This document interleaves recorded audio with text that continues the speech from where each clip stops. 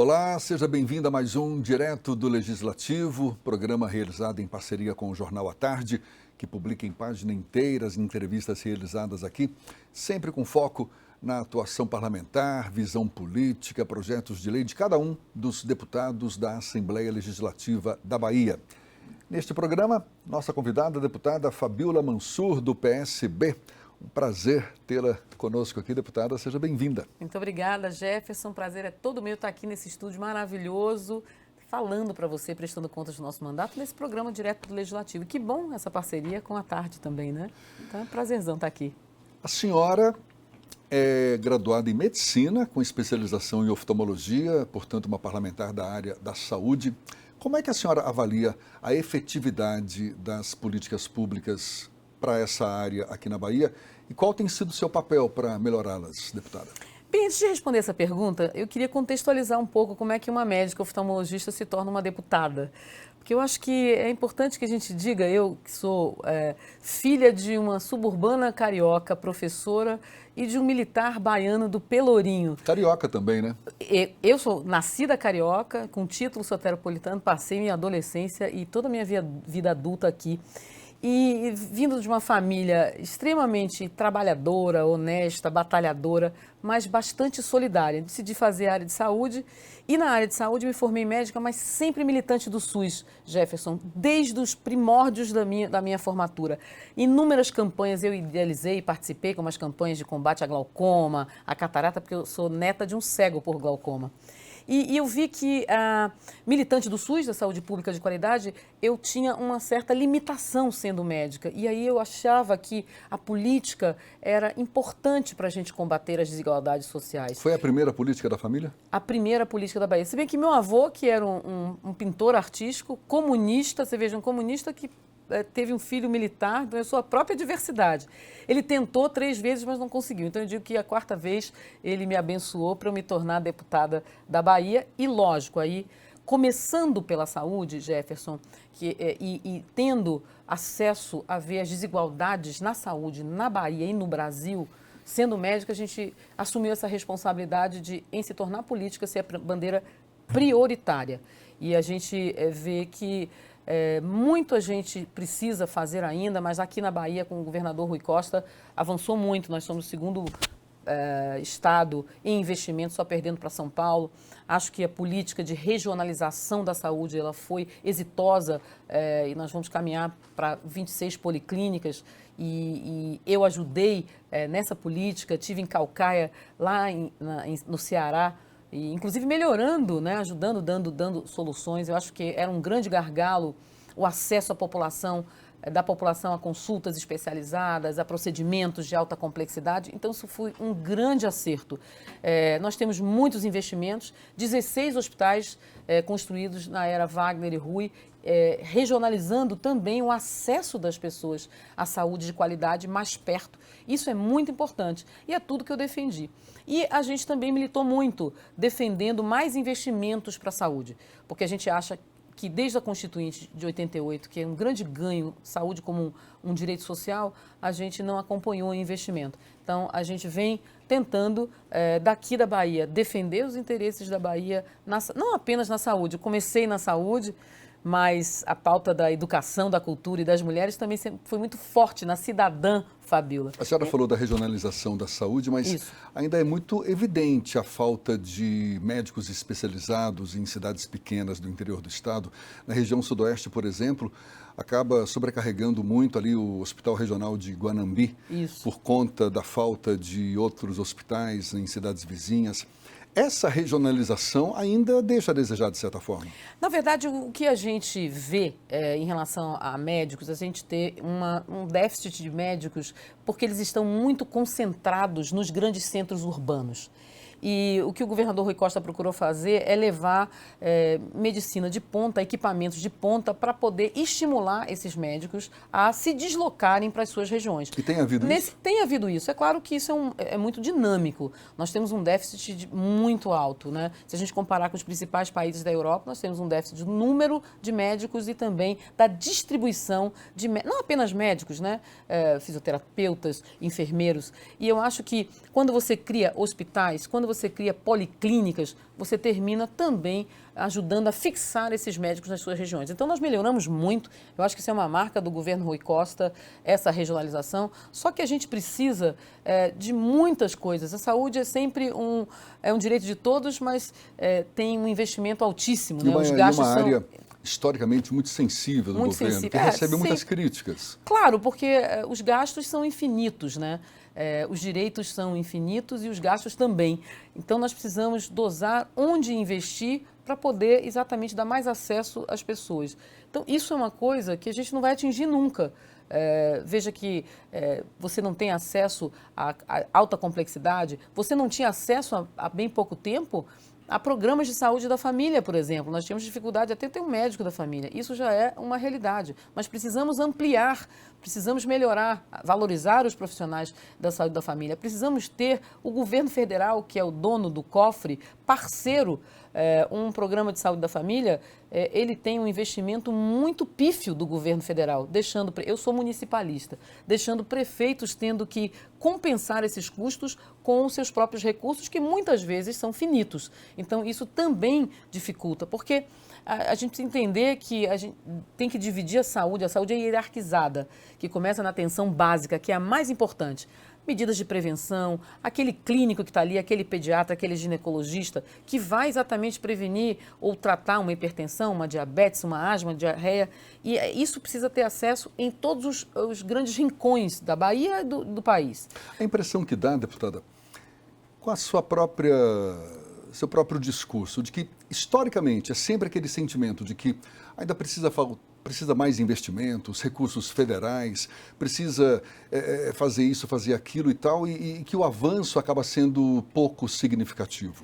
Seja na área da saúde, seja em outras áreas mais sensíveis do governo. A senhora citou também a educação como uma das suas bandeiras aqui na Assembleia. Como é que a senhora avalia a política pública da educação? Como é que a educação da Bahia pode se tornar um exemplo de educação de primeiro mundo, por exemplo? Bom, só respondendo a anterior, eu acho que teve muitos avanços, que é o que eu disse, a ampliação das unidades de saúde da família e a criação dessas policlínicas, conseguiram regionalizar a inauguração de 16 hospitais. Isso a gente conseguiu melhorar os índices da saúde com o segundo maior investimento.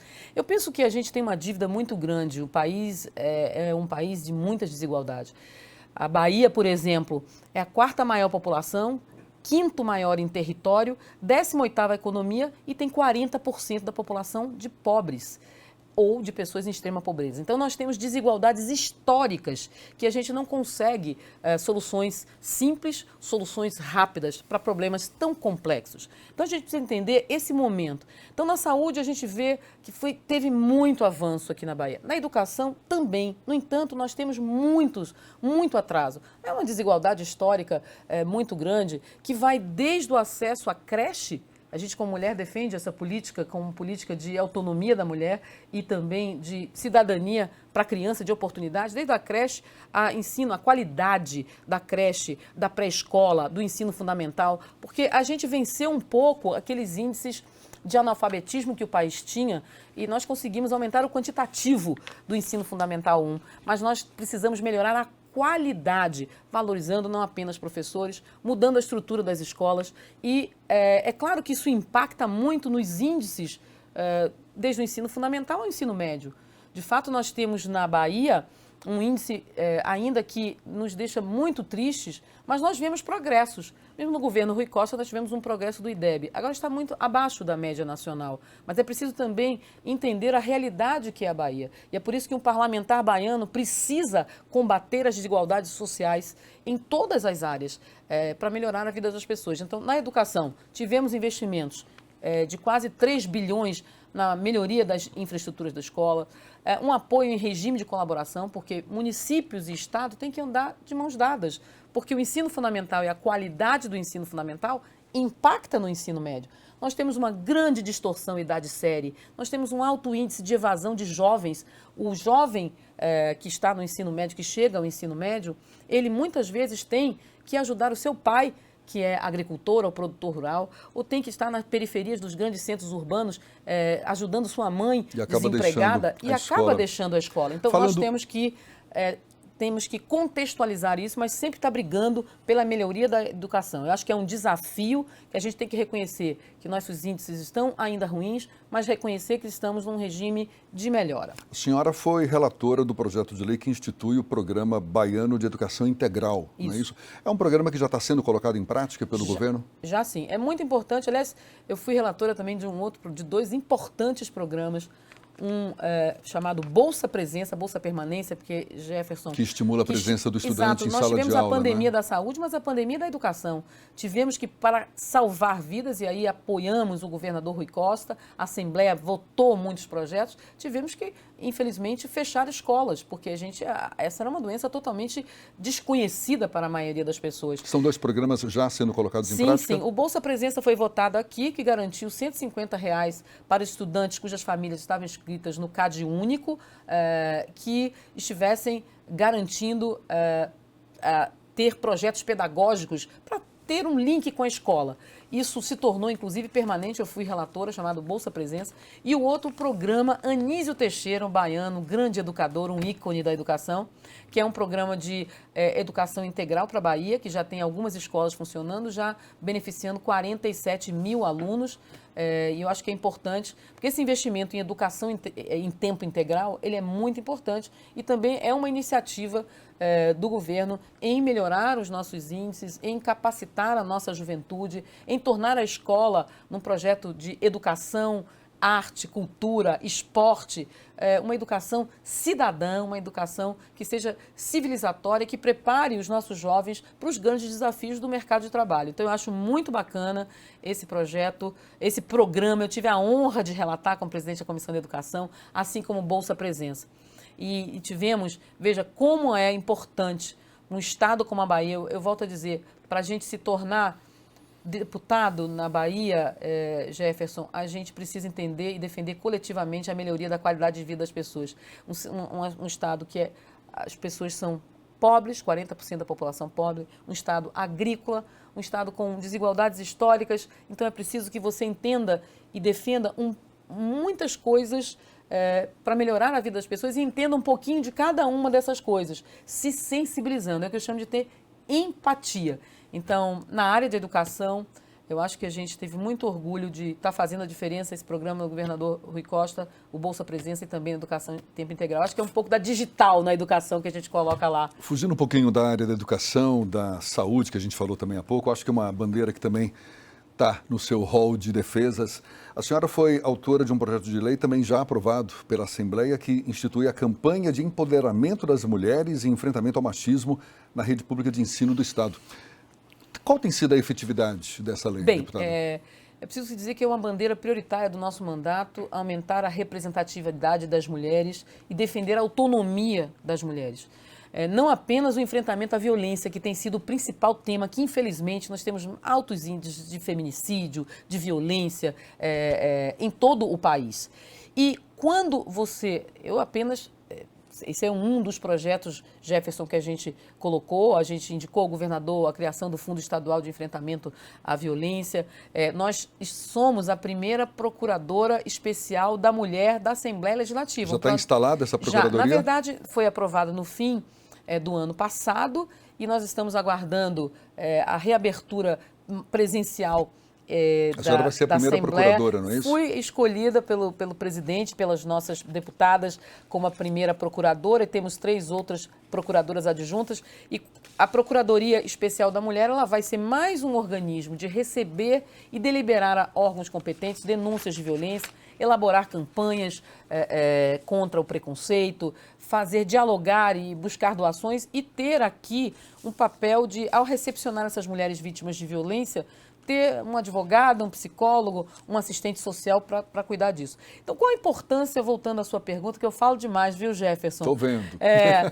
A importância é que nós precisamos de campanhas para enfrentar a violência. A violência não é apenas a gente aumentando as rondas Maria da Penha, que eu sou autora de várias indicações em vários municípios, ou dos núcleos especiais de atendimento à mulher. É preciso começar na escola.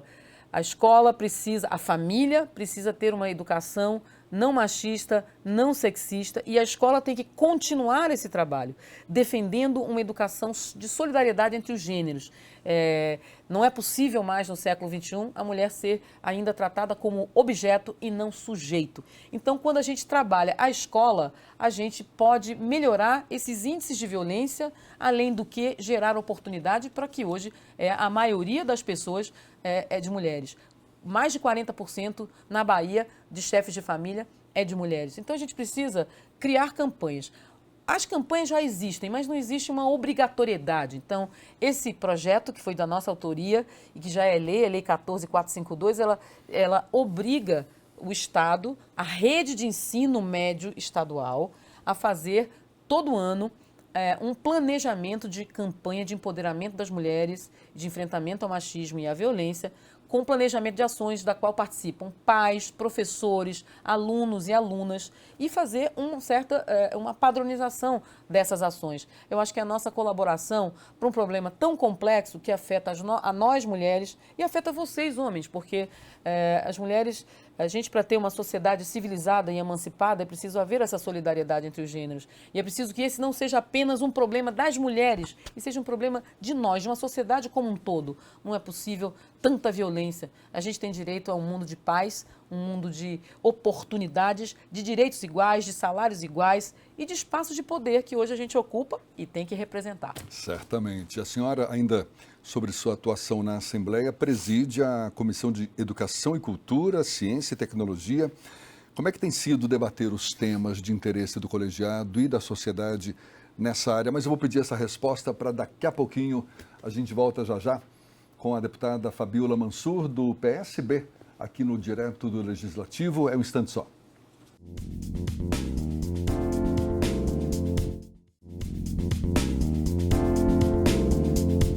Já estamos de volta, deputada Fabíola Mansur, do PSB, nossa convidada. E eu deixei no ar a pergunta de que a senhora preside a Comissão de Educação, Cultura, Ciência e Tecnologia. Agora, em plena pandemia, como é que foi ou como é que tem sido a discussão de temas de interesse desse colegiado, deputada? Olha, primeiro é um colegiado desafiador que tem 4 matérias extensas: educação, cultura, ciência, tecnologia e serviços públicos.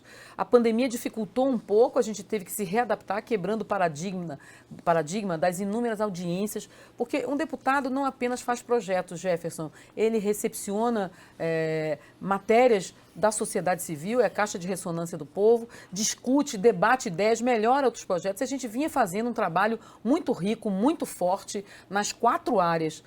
E com a pandemia nós tivemos que nos tornar virtuais e debatemos grandes temas de forma virtual. Inclusive, tivemos fazendo parte de grupos de trabalho quando a gente teve que suspender as aulas. Por exemplo, a Comissão de Educação, ela teve que participar desse debate. A gente tinha, naquele momento, uma impossibilidade das aulas presenciais e, ao mesmo tempo, uma grande exclusão digital histórica. Então, que fazia, sobretudo na Bahia, impedia o acesso duplo. Não se podia ir à aula e não se tinha nem os equipamentos, nem a capacitação dos estudantes e professores para tal. Então, a gente teve que fazer muitos debates em relação a isso, e esses debates foram, às vezes, acalorados, mas sempre tiveram a participação da ALBA no encontro de soluções.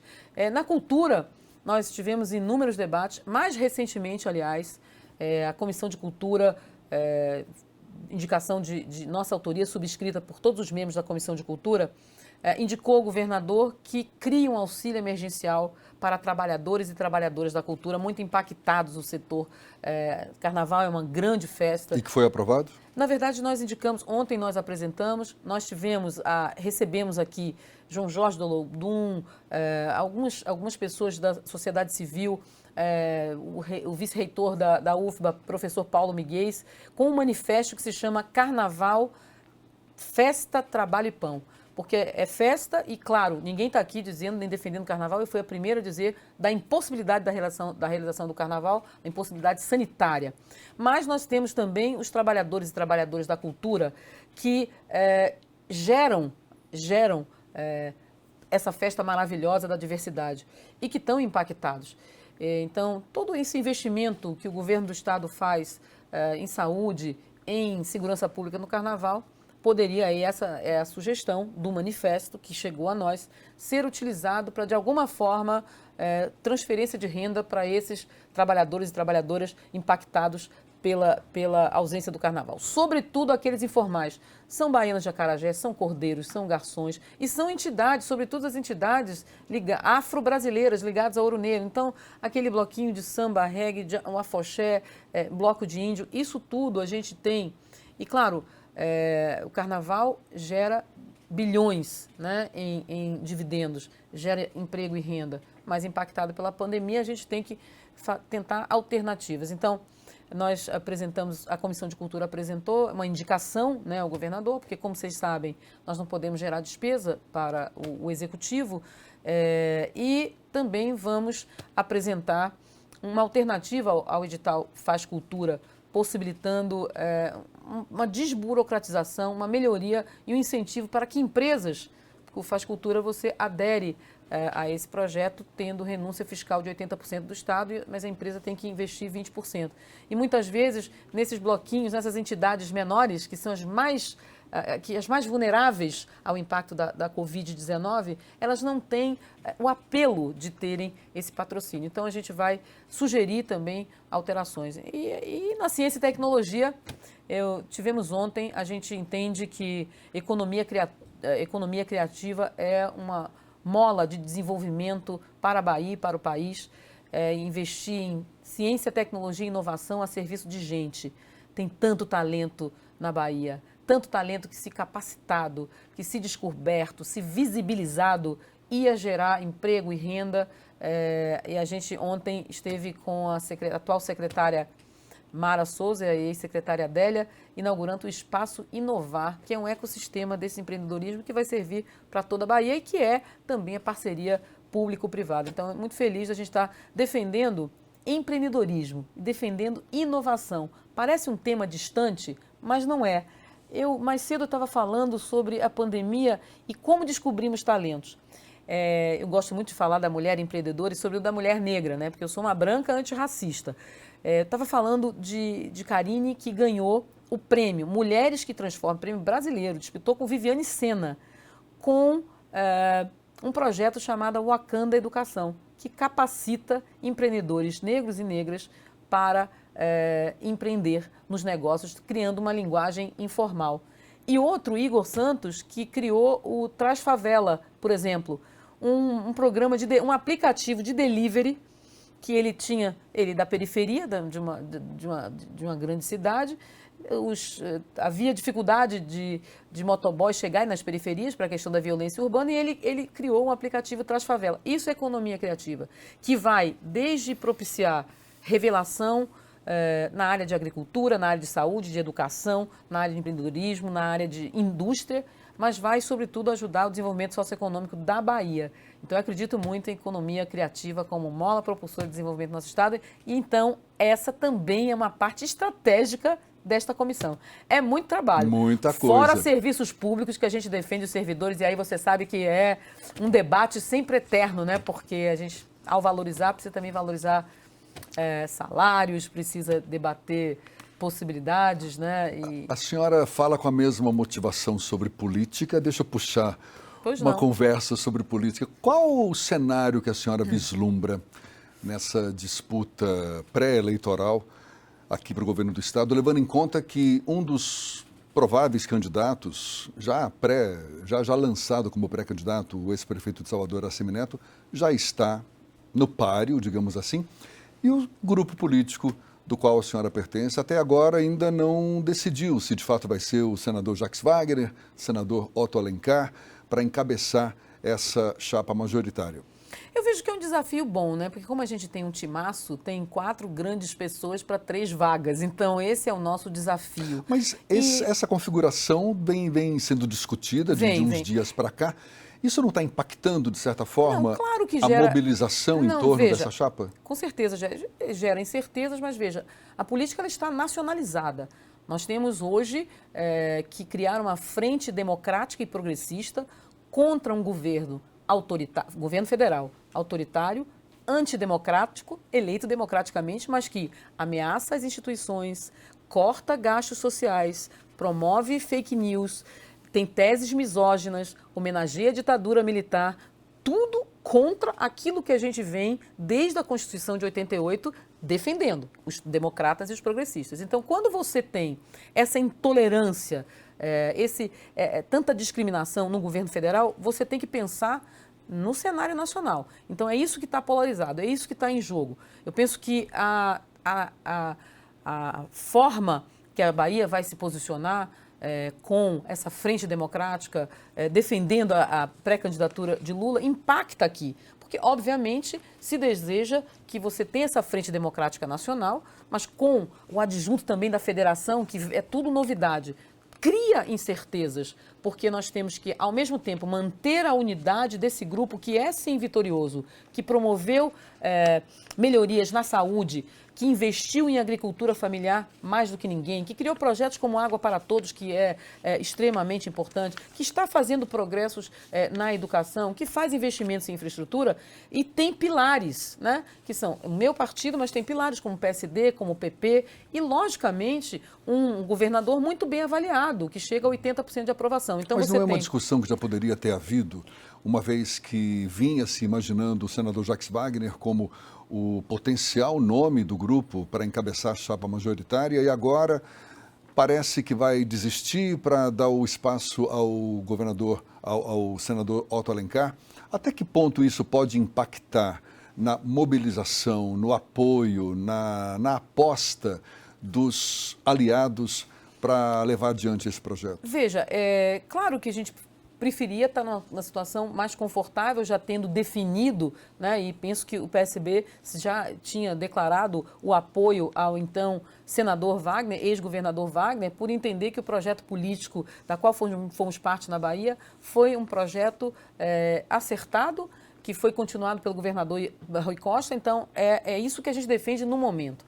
É claro que quando a gente tem um time, um timaço, você tem que ir defendendo o projeto. Né? Então não dá para você escolher um atacante. Eu acho que a base precisa ir unida, essas forças políticas que hoje dão alicerce para o nosso governo precisam estar unificadas e penso que não é que o governador Jacques Wagner, o ex-governador, não desistiu. Na verdade, ele é muito habilidoso, um grande articulador. Eu acho que ele tem o projeto nacional, uma pessoa que já foi ministro. Então, tudo isso tem que ser considerado.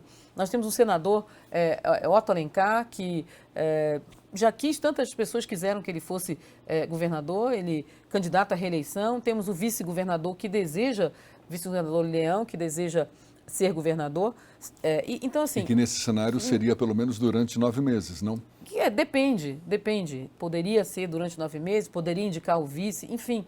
Há como se arrumar. A política, ela é muito dinâmica, Jefferson. Nem sempre aquilo que é mais confortável é aquilo que efetivamente acontece no mundo real. Veja, a ACM Neto, na vez passada, era o candidato certo ao governo da Bahia. E em março desistiu da candidatura, né? Então, assim, a gente tem que ir, que a gente não perca tempo, mas que não tenhamos pressa. Eu acho que a unidade em torno de um projeto político vitorioso, da qual a gente faz parte, ela é mais importante. Lógico, a gente preferia que já tivesse tudo acertado, né? E o governador Jacques Wagner tinha essa prerrogativa, a militância, inclusive, estava toda apoiando, mas a gente vai ver os próximos capítulos, deixar as placas tectônicas se movimentarem, a gente é peixinho pequeno, mas tem sim que dialogar. A Bahia faz parte de um cenário nacional. Essa então, isso incerteza impacta. na composição da chapa majoritária não abre espaço para a desistência ou, digamos, o desembarque de alguns dos apoiadores desse grupo, migrando para o grupo de ACM Neto, que aparece, inclusive, como preferido nas pesquisas de intenção de voto realizadas até agora? Olha, eu acho que quem escolhe o projeto vitorioso, quem acredita nesse projeto, ele não vai desembarcar em função dessas alterações, dessas incertezas nesse momento, até porque compreende que essa eleição está nacionalizada. Eu acho que quem quer desembarcar vai desembarcar, independente do ser o candidato Wagner, ou ser o Otto, ou quem quer que seja do nosso grupo.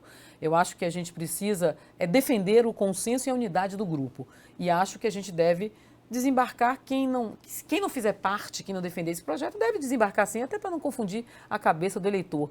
Eu acho que a eleição será uma eleição difícil, será uma eleição polarizada, mas basicamente eu penso que vai ser uma disputa de projetos.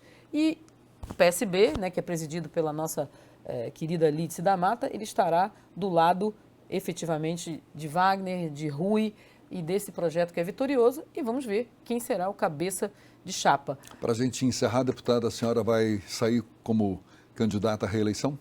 Sim, acho que não deu tempo de eu dar minha contribuição à Bahia. Como eu te disse anteriormente, parlamentar baiano tem que combater desigualdades sociais e tem que lutar por uma melhoria coletiva, não dá para ter uma pauta única. Eu penso que a pandemia, esses 2 anos, foram muito entrecortados e acho que a gente tem muito mais por fazer. Eu sou muito empática, eu tenho paixão pela Bahia. Acho que a política transforma sim, a política séria transforma sim a vida das pessoas. E eu quero, com muito trabalho, com um trabalho sério, suado, humilde, mostrar que a gente pode sim transformar a vida das pessoas, que a gente pode colaborar para o progresso da nossa Bahia e que ainda por cima a gente pode ser mulher representando muito bem politicamente as mulheres num espaço de poder. Então eu estou muito feliz de estar nesse local e espero que o povo da Bahia, que tem o voto, possa me recolocar com mais um mandato e a gente continuar trabalhando pela Bahia. Deputada, sempre um prazer conversar com a senhora. Muito obrigado pela sua disponibilidade. Prazer é todo meu e parabéns aí por esse grande programa direto do Legislativo que dá para a gente falar um pouquinho sobre o nosso trabalho aqui na Alba. Até uma próxima. Parabéns, Jéssica. Obrigada. Muito obrigado a você também que acompanhou esse nosso bate-papo. A gente também te aguarda numa próxima. Tchau, tchau.